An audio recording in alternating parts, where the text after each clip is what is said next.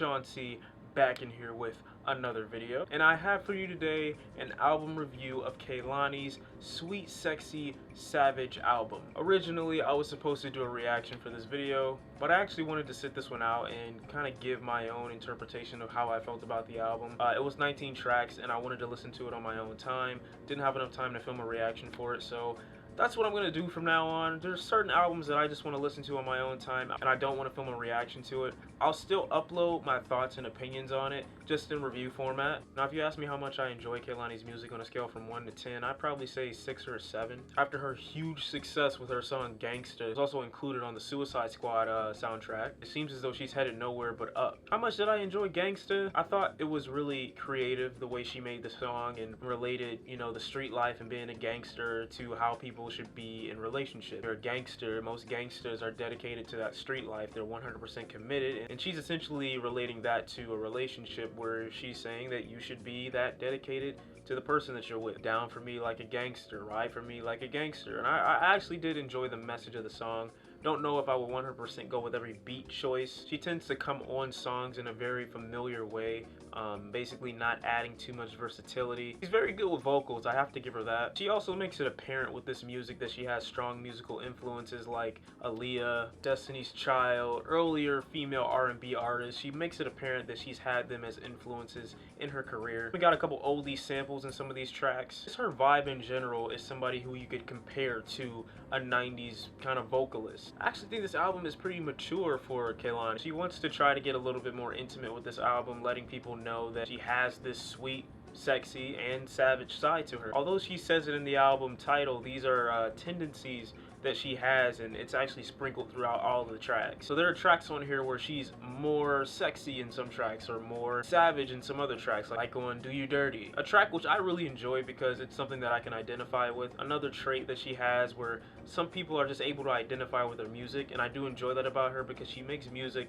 that's for a broad audience as opposed to just a gender. Basically saying you don't have to be a female to enjoy Kehlani's music. You can enjoy it just for the vibe or for the subject matter. She's really good at telling the story. The song is warning somebody that you shouldn't fall for me because eventually it's in my nature to do you dirty. It's not something that I'm trying to do, it's just what I'm gonna end up doing to you, which is fucked up, but at least it's honest. There's also a track on here where I believe she references Party Next Door. I don't know for sure if it's about him, but talks about and discusses how there are actually positive things that happened as a result of their relationship, acknowledging that this is somebody who may have been one of her first loves. Not something that's so simple as necessarily saying that because you broke it off with somebody that you had nothing good to say about this person or they did nothing for you, that you gained nothing out of the relationship. There are a lot of positives about this album, like her vocals. She's got a very distinctive and strong voice that carries her through the entire track without sounding boring. It doesn't fall off when she's singing about certain things or carrying a note too far. She actually has very strong qualities vocally, and lyrically she's not half bad. Though over the spread of 19 tracks you kind of wonder what this woman has to talk about as she's slowly running out of things to say. You're wondering what's next. What is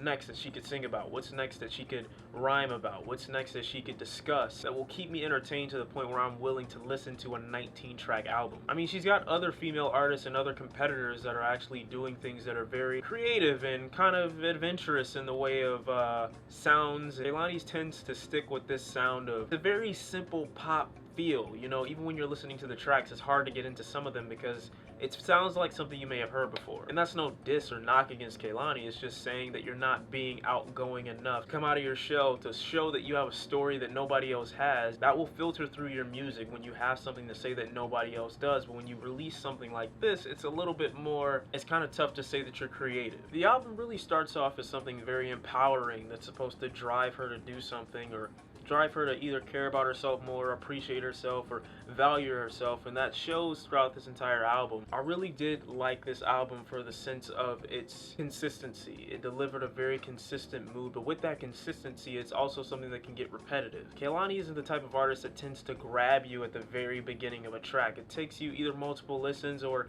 maybe you have to listen in for 25-30 seconds to really get into the track before she says or does anything with the track that makes you say, wow, maybe I want to listen to this for the remainder of the song. When I listen to artists, I tend to listen for that wow factor, that get me into this mode where I'm kind of hypnotized by at least the flow, the beat. But with this album, it's very simple, it's very to the point, and it's very direct. She doesn't tend to hide anything, or she doesn't tend to give metaphors. She's not making you think. She's not offering any more than what's out there. Production wise, it's a very decent album, and I think it's meant to be spacey. She's actually in this divine kind of world, if you can see the background of her album and the cover art. So when you see something like that, it makes you think that this is a woman who's about to be perceived as like a goddess. Sexy Savage, but this is a different type of which I don't understand, so I need to keep listening so that I can probably get a metaphor or a line or a bar in here that's going to make me say, wow, this is really a part of femininity that I never got before. She actually doesn't end up doing that. The album cover art, which you think you would get something that's out of this world, it's very reminiscent, samey, simple, and to the point. This album actually might end up confusing more people than it does lead people into knowing who she is more. It's not like she delves that deep into her own personal life as opposed to saying really surface level things. This was a kind of an issue that a lot of people had with Bryson Tiller. Although people loved Trap Soul, they didn't really feel like he got deep within himself to give people a feel for who he really is. When you make music about subjects and you make music about situations more than you make music about yourself, and the title of your music is something that gives off the impression that you are something that we have not seen before, which is this sweet, sexy savage, to listen to an album like this and not really get 100% of who you truly are, even though you portray some of these traits within the music, you don't tend to mix it all in one and then display that outpour of identity throughout each and every one of these tracks. Out of these 19 tracks, I would probably say 3 or 4 are ones that I would play continuously, not in rapid succession, but maybe I'll bump in the car on the way somewhere. Again, while she does tend to say certain things about herself, it's not to the point of the album title. It's not to the point where you feel like she's discussing qualities that are indigenous to her. And she might not be talking about things that only she experiences or only she goes through. But you lose that personal connection to the artist when they make it more about the situation and about the other person as opposed to themselves. Although I was able to identify with a track like Do You Dirty, I didn't really get anything more from Kehlani by listening to that track. Essentially, it was a song that told other people, stay away from me because eventually I'm gonna do you dirty. It didn't tell me why. It didn't tell me why Kehlani would do somebody dirty. I know why I would. I don't know why she would. Don't get me wrong, Kehlani is definitely a strong artist, a strong vocalist. She has a ton of potential. I just don't feel like she does enough with her voice or with her music to get people interested. No one, I feel, would be invested into this project off of 1, 2, 3, 4, even 5 listens. Again, there are good songs on here and there are songs that will pop. If you're already a Kehlani fan, you're probably really going to enjoy this project. But if you're like me on the fence or you're not really a Kehlani fan at all, I don't see how this music is going to make you any more of a fan if you weren't already. So even though I'm speaking the way I'm speaking, I still really enjoyed her album, but I enjoyed it for what it was, not for what it could be or the potential that it had. It just was a spacey, chill, laid back